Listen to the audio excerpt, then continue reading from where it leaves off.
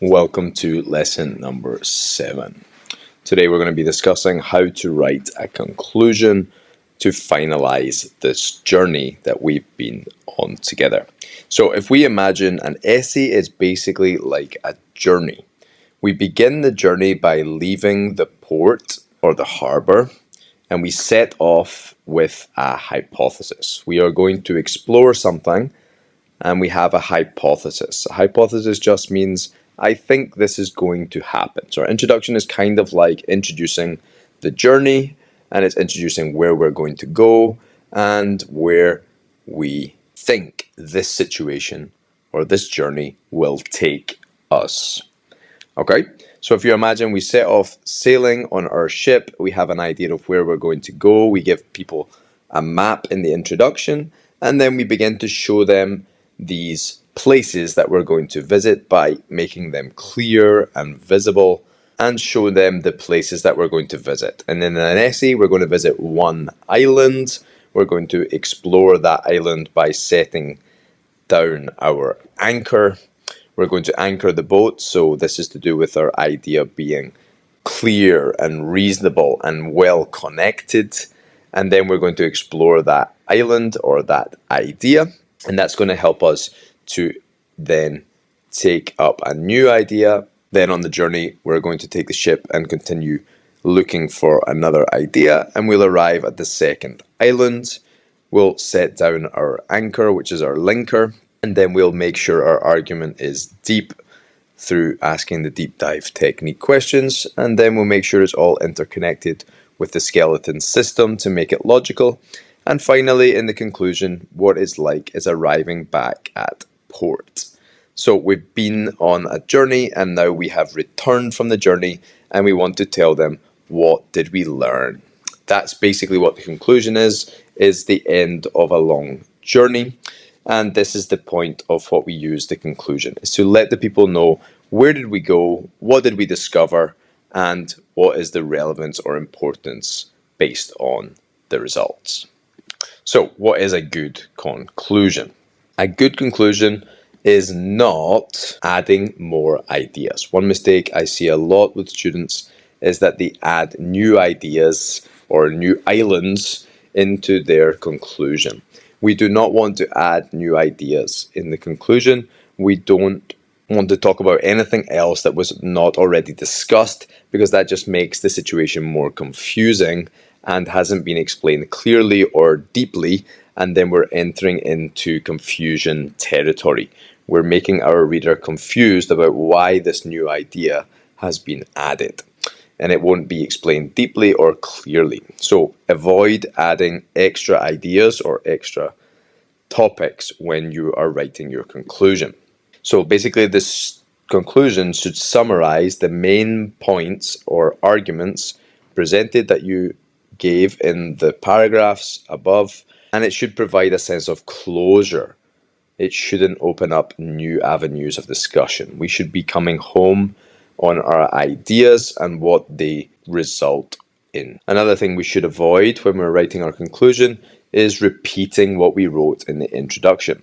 Some students make this error by wasting words and word count on just restating the very thing that you said in the beginning. We don't want to be like a parrot, parroting what we've already written. Remember, writing is to show off the variety of phrases and words and grammatical structures that we know to express our opinion.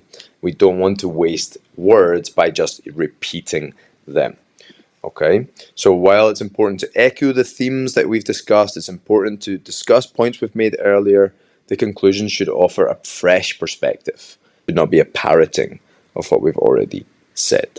One more thing to avoid when we're writing the conclusion is being overly general or vague.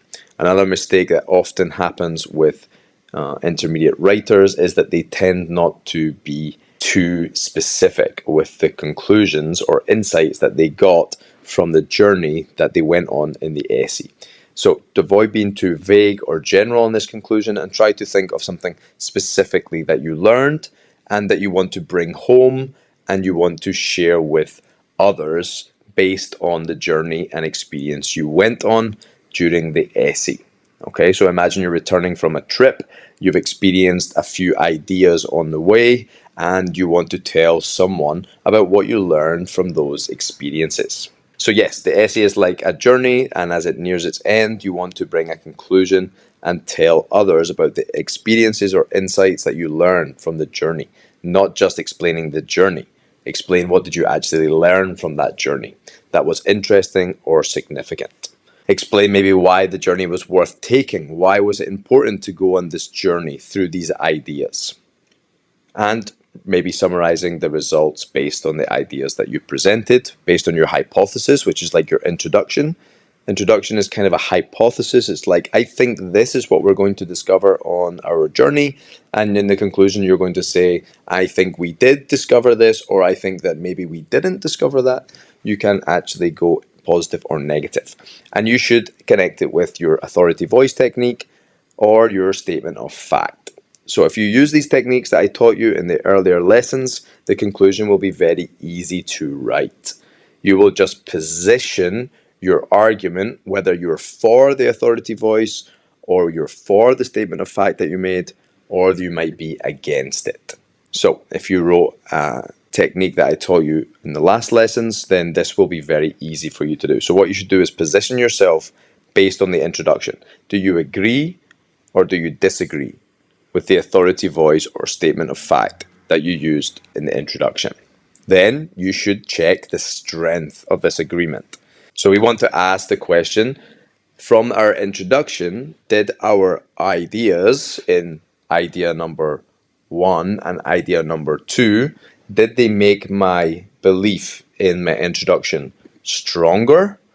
Did they make my argument stronger than what I said in the introduction about my thesis statement, that I believe X is actually stronger because of these arguments? Or maybe even negatively, did the arguments make my initial hypothesis in the introduction weaker overall? This is very possible that you had an idea, you went on the journey of their ideas, and you discovered that actually you were not correct at the beginning of the journey, that your hypothesis was not correct. So you can admit that the argument that you made in your body paragraphs actually changed your mind from your original thesis, and that's completely acceptable to do that. So we want to show how the arguments in your essay, which are your body paragraphs, have changed your mind by strengthening or weakening your introduction thesis. Great. Let me give you some exact examples of a good conclusion. So in conclusion, echoing the authority voice of Dr. Jane Smith. Remember, Dr. Jane Smith is related as an authority voice on the topic of environment. And so in my introduction, I would have mentioned what she believed, and I would say whether I agree with her or not in the conclusion. So it is clear that stricter environmental regulations are imperative in combating climate change. So here I'm saying I agree with Dr. Jane Smith. Our exploration reinforces this, highlighting the urgency of action. It's evident that stricter regulations are essential for addressing the climate crisis. So I am here agreeing with my introduction that she was correct based on my authority voice statement, and I'm saying that I still agree after the journey we went on to discover whether she was correct or not, and my arguments say that she was correct. Let me show you a negative. Maybe we disagree with the person that we use as the authority voice in the introduction. In conclusion, while disagreeing with some of Elon Musk's views, it remains undeniable that technology advancements play a crucial role in shaping our future. Our exploration highlights the multifaceted nature of innovation. It's apparent that leveraging technology is indispensable for navigating the complexities of our modern world. So here we have a little bit of disagreement in the conclusion, that we've mentioned some arguments that would be negative towards Elon Musk's opinion. We finally do agree that Elon Musk will be correct, based on the fact that it's undeniable that technological advancements are shaping our future. So here we're doing a little bit of agreeing and disagreeing, mentioning strengths and weaknesses by mentioning how we agree or disagree and why in the conclusion with our authority voice. Here's an example of the statement of fact conclusion that you might be able to write. In conclusion, the fact that STEM graduates earn 12% higher salaries than those in the arts underscores the importance of prioritizing science education. This highlights the tangible benefits of a strong foundation in the STEM fields for both individuals and society. So here we're agreeing that the statement of fact that talks about the earnings being higher for stem cells salaries is actually the thing that makes it clear that we should invest as individuals and society in science education rather than in the arts. Perfect. And one last example. In conclusion, while the statistic may indicate a salary disparity between STEM and arts graduates, it's essential to recognize the intrinsic value of arts education. So here, maybe we've made a statement of fact talking about the salaries are higher, but here we actually want to negate the answer. We want to make it negative. We don't want to agree with the statement of fact, and we are actually going to argue that intrinsic value of education is more important than financial gain, which is completely acceptable, reasonable, and powerful argumentation. So here we've actually disagreed with our statement of fact. We've positioned ourselves against the statement of fact, and we've argued why. Because it's intrinsically valuable, arts education, and it would be indispensable to have an education without it, which is a great argument, and we should have mentioned in our body paragraphs why we came to that conclusion.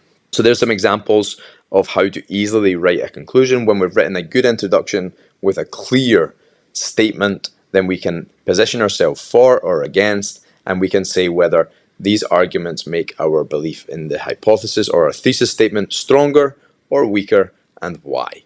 Simple steps to know how to write a fantastic conclusion every single time. And now it's time to go and write your 7th essay. So enjoy writing, and now you should know how to go all the way through the journey from the introduction, body paragraphs to the conclusion, and to be able to get a fantastic IELTS score with those skills. Join us in lesson 8, where I'll teach you how to edit the essay when you've finished to take your writing to the next level.